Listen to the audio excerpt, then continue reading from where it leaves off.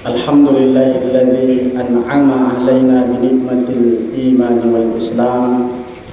Asyhadu an la ilaha illallah wa asyhadu anna Muhammadar Rasulullah. Allahumma salli wa sallim ala sayyidina Muhammadin wa ala alihi wa sahbihi ajma'in. Fa ya ibadallah, ittaqullah haqqa tuqatih wa la tamutunna illa wa antum muslimun. Qala Allah Ta'ala fil Qur'anil Karim, a'udzu billahi minasy syaithanir rajim. Bismillahirrahmanirrahim. Wa man ya'sillaha wa rasulahu fa inna lahu jahannama nara khalidan fiha.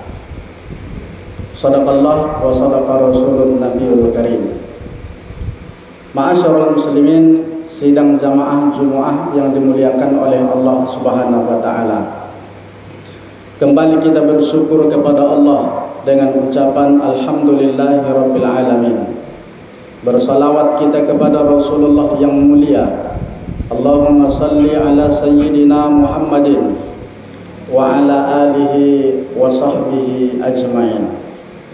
Mudah-mudahan semakin hari kualitas keimanan kita, ketakwaan kita kepada Allah semakin bertambah pula kiranya. Judul khutbah kita pada kesempatan yang mulia ini, akibat perbuatan maksiat di dalam kehidupan.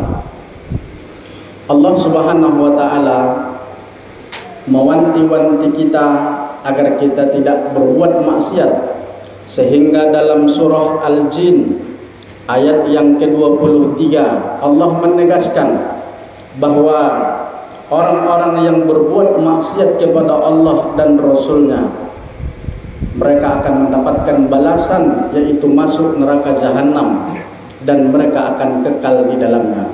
Wa may ya'sillaha wa rasulahu fa inna lahu nara jahannama khalidina fiha. Allah katakan, orang yang berbuat maksiat kepada Allah, maksiat kepada Rasulullah, maka balasan yang paling cocok kata Allah adalah masuk neraka, dan dia di dalam neraka selama-lamanya. Ma'asyiral muslimin, sidang jamaah Jumat yang berbahagia.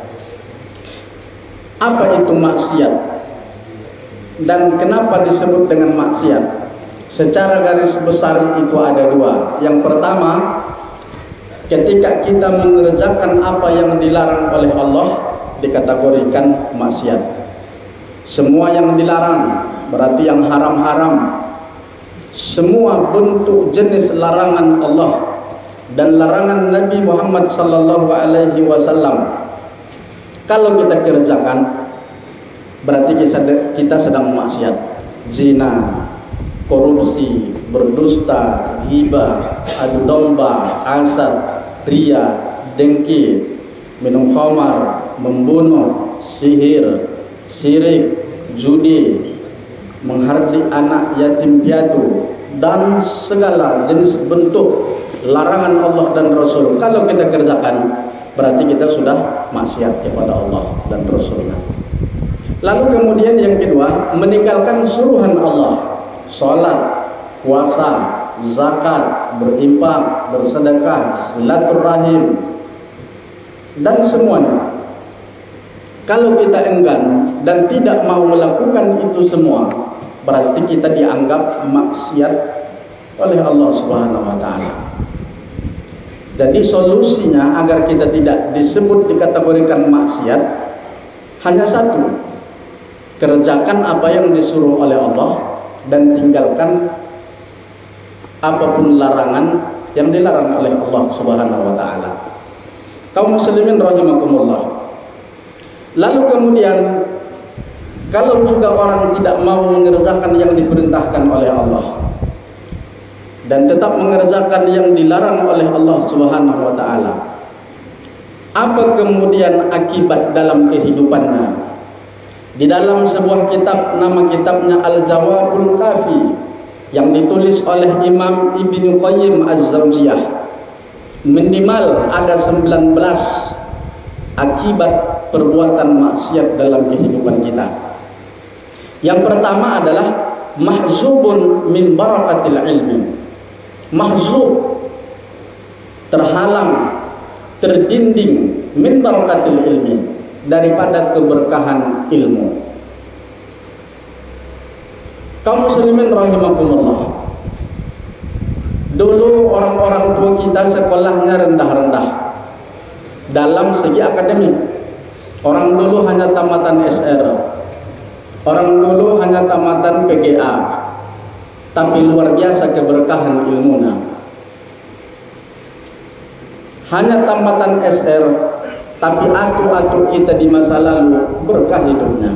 Hanya bertani cukup, anaknya banyak, 12, 10, cukup semua. Hari ini apa yang kita rasakan? Hari ini kita berpendidikan tinggi, kita S1, S2, kita S3. Anak-anak kita berpendidikan tinggi. Di Kota Pekanbaru ini sekarang jarang anak-anak muda tamatan SMA tidak kuliah, semuanya kuliah. Tapi apa yang dapat hari ini kaum muslimin rahimakumullah? Mereka tamat S1, mereka tamat S2. Seolah-olah pendidikan itu tidak berpengaruh kepada dirinya. Mahzubun min barakatil ilmi.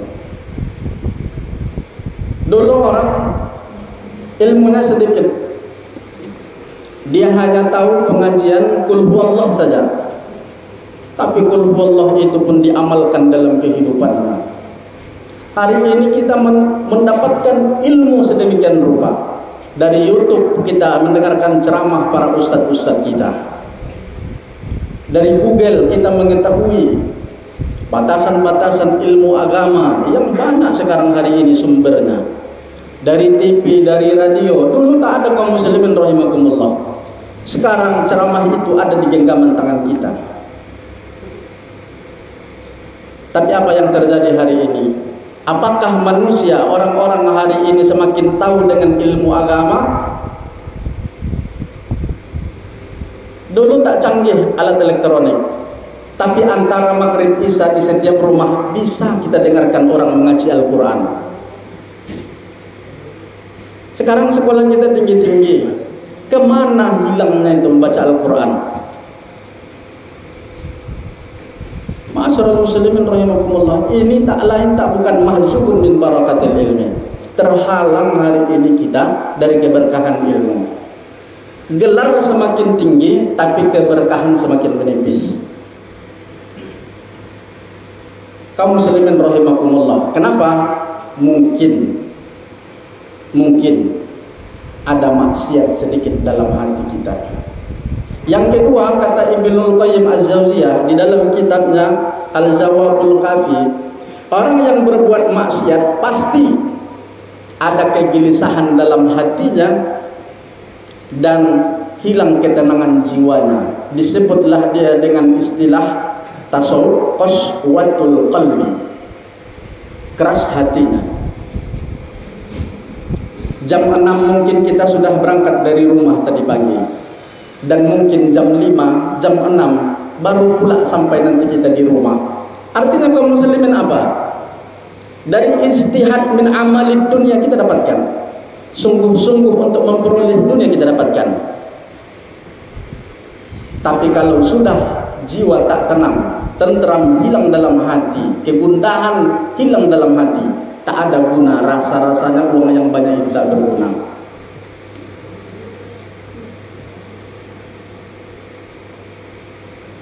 Belum terbit matahari kadang-kadang kita sudah berangkat dari rumah, terbenam matahari baru kita sampai dari rumah. Sebenarnya apa yang kita cari? Bukan uang, bukan semuanya, kebahagiaan. Yang kita cari kebahagiaan. Kita punya mobil, kita bahagia. Kita punya rumah agar kita bahagia. Tapi nyatanya yang kita dapatkan apa? Banyak orang punya mobil juga tidak mendatangkan kebahagiaan mobilnya. Dulu tak punya mobil, sekarang alhamdulillah mobilnya banyak. Apakah dia semakin bahagia? Sebentar saja. Ketika baru mobilnya, sebentar bahagia dia. Sudah biasa dinaikinya mobilnya, sudah 5 tahun, biasa aja. Lalu kemudian apa yang mendatangkan kebahagiaan sebenarnya? Dulu dia tidak karyawan, pengen kali dia karyawan. Setiap berdoa, ya Allah ya Rabb, Allah luluskan karyawan. Bahagia, hanya sebentar saja. 5 tahun bekerja tak bahagia lagi. Pengen PNS, setiap kali sholat dia berdoa agar PNS. Allah luluskan PNS, bahagia ya. Tapi kebahagiaan itu tak lama, 1 bulan. Kemudian setelah didapatkan apa yang didoakan, biasa saja. Begitulah kita dalam kehidupan ini. Kita kira dengan PNS, dengan kita popularitas kita tinggi, kita menjadi artis, kita memiliki segalanya, kita kira itu bisa mendatangkan kebahagiaan. Ternyata nyatanya tidak. Orang banyak populer namanya tak bahagia. Justru kepopuleran itu yang menjadikan dia tidak bahagia. Banyak orang banyak hartanya, justru karena banyak harta, banyak musuhnya, menjadikan harta itu tidak bahagia. Kenapa? Kata Imam Ibnu Qayyim Jauziyah, ada sedikit maksiat di dalam hati kita. Kalau sudah maksiat di dalam hati ada sedikit, mobil tidak lagi mendatangkan ketenangan, harta tidak lagi mendatangkan ketenangan. Oleh karena itu, ternyata bahagia itu ada di dalam hati. Ma'asyiral muslimin rahimakumullah. Lalu kemudian akibat daripada perbuatan maksiat yang ketiga adalah Allah mempersulit segala urusannya. Rasa-rasanya bagi dia dunia ini sulit. Rasa-rasa bagi dia dunia ini sempit. Padahal semua harta sudah dimilikinya. Kaum muslimin rahimakumullah. Suatu ketika ada seorang suami istri, mereka tinggal di apartemen yang sangat mewah. Di hari pertama istrinya berkata kepada suaminya, "Wahai suamiku, itu ada di bawah istri tetangga." Dia melihat istri tetangga mereka menjemur pakaian. Lalu dia katakan, "Kok kotor kali pakaian yang dia cuci? Mungkin dia belum pandai mencuci." Dia mengatakan orang yang menjemur pakaian itu kotor. Di hari kedua dia berkata lagi, "Wahai suamiku, tetangga kita yang di bawah masih seperti itu, mungkin dia belum pandai nyuci." Di hari ketiga dia katakan, "Wahai suamiku, istri daripada tetangga kita yang di bawah itu cuciannya sudah agak mulai bersih." Di hari terakhir, di hari keempat, dia berkata kepada suaminya, "Wahai suamiku, orang yang di bawah tetangga kita, dia sudah mantap mencuci. Mungkin sabunnya sudah bagus, cara mencucinya sudah bagus. Lihat saja cuciannya, jemurannya sangat bersih semua." Apa kata suaminya kepada istrinya? "Wahai istriku, tadi pagi jam 6 saya bangun duluan. Lalu kemudian aku membersihkan kaca kita semuanya. Dibersihkannya kacanya. Ternyata selama ini istrinya menilai orang itu dari kaca yang kotor. Maka ditengoknya orang semua kotor, jemuran orang semua kotor. Lalu di hari keempat dia mengatakan bahwa jemuran itu sudah bersih. Salahnya bukan pada jemuran, tapi pada kaca yang kotor." Begitulah iktibar dalam kehidupan. Karena hati kita kotor, ada maksiat, kita melihat orang lain itu juga tidak baik. Cara memandang kita, kalau kaca itu, kaca mereka bagus, bersih, nampak ke dalam itu kinclong, bersih. Tapi kalau kaca tempat memandang kita kotor, maka hasilnya pun orang nampak tidak bersih, tidak jelas. Itulah dalam kehidupan. Kaum muslimin rahimakumullah. Kalau rasa-rasanya kita, hati kita sudah kotor, maka yang timbul dari pancaran hati bukan semangat, tapi sebaliknya.